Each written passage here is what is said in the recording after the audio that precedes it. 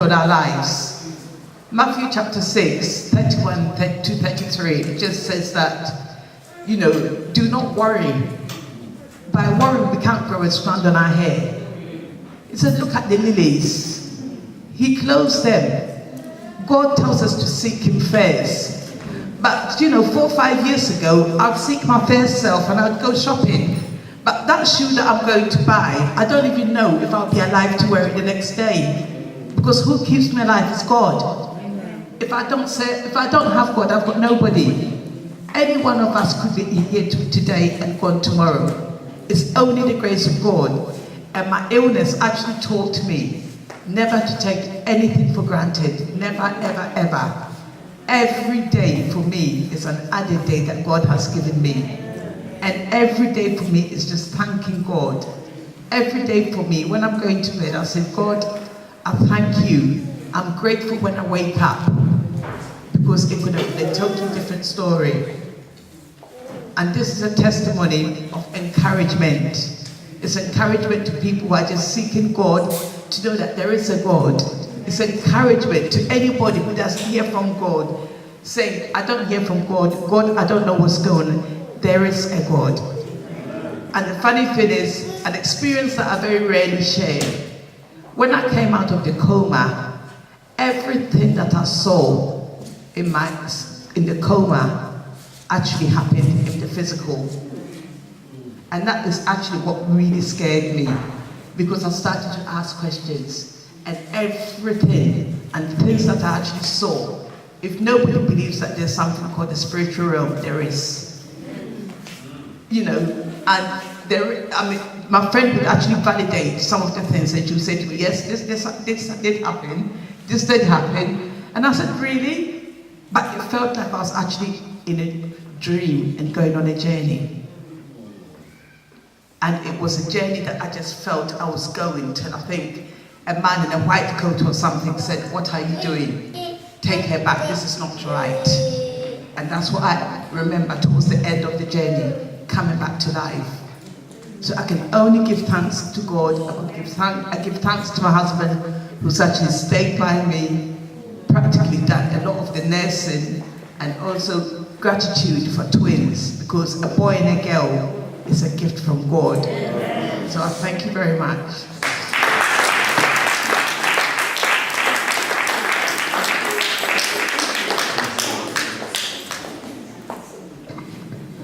Praise the Lord. Hallelujah. I believe that a lot of us have been encouraged by that testimony.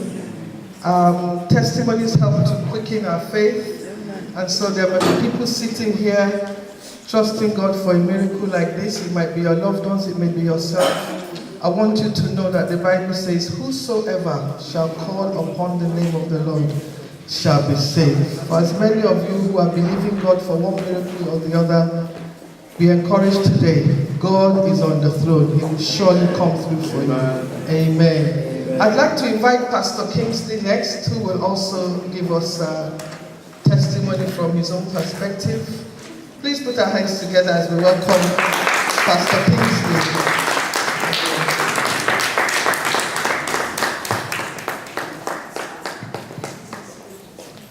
Praise the Lord. Hallelujah. Praise the Lord. Hallelujah. Praise Master Jesus. Praise the Lord. Hallelujah. I'm going to make this as short as possible. For somebody who doesn't know our story, you've just heard a little bit of it.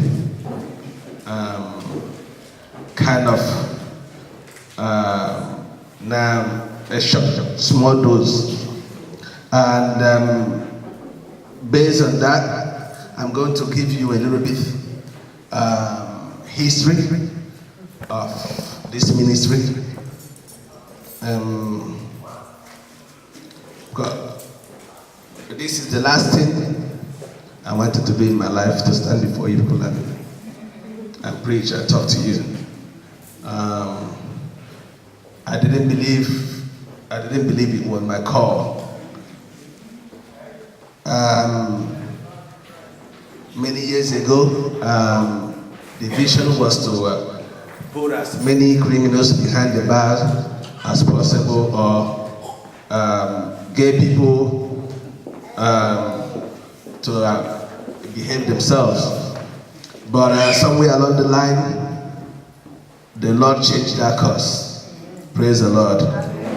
Praise the Lord. So,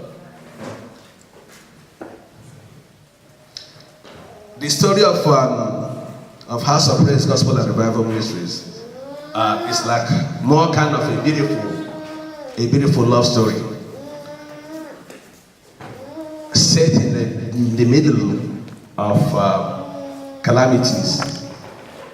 Just like the story of Ruth and Naomi. Praise the Lord.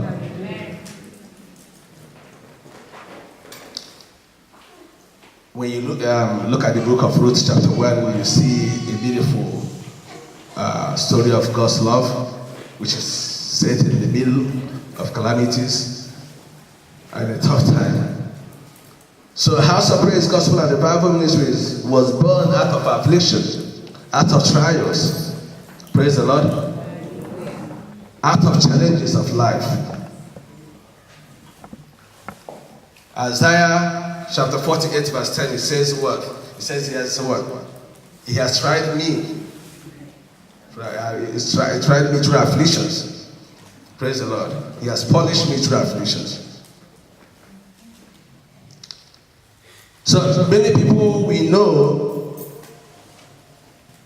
think we don't have challenges in life, but we do. Personally, I've had my share of them. Praise the Lord. So, once upon a time, I was faced with storms of life. It was a challenging time, a testing time, a time like I'd never seen before. I mean, troubles were popping up here and there. Difficulties. Praise the Lord. You get to the point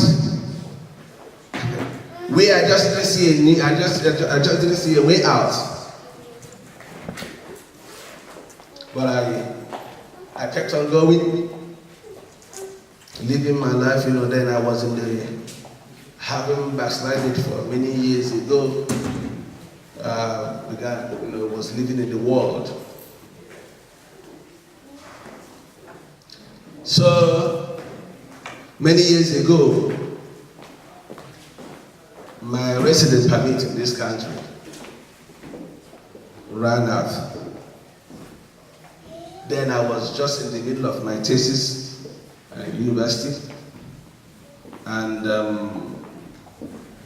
every effort to get it renewed failed, and I was served with I was given 3 notices to quit the country, 3 removal orders. For 4 good years, I was at home doing nothing in the house. I couldn't go anywhere. I couldn't move.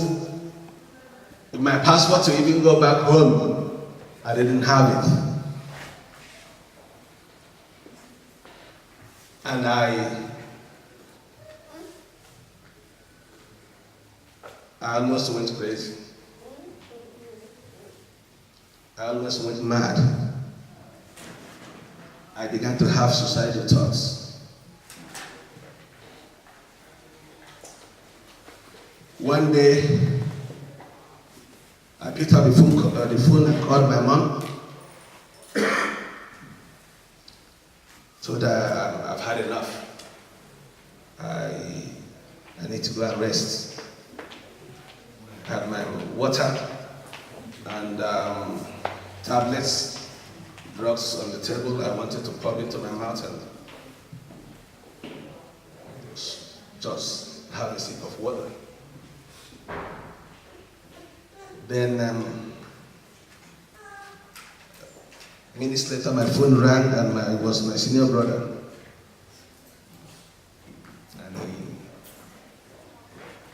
he spoke to me.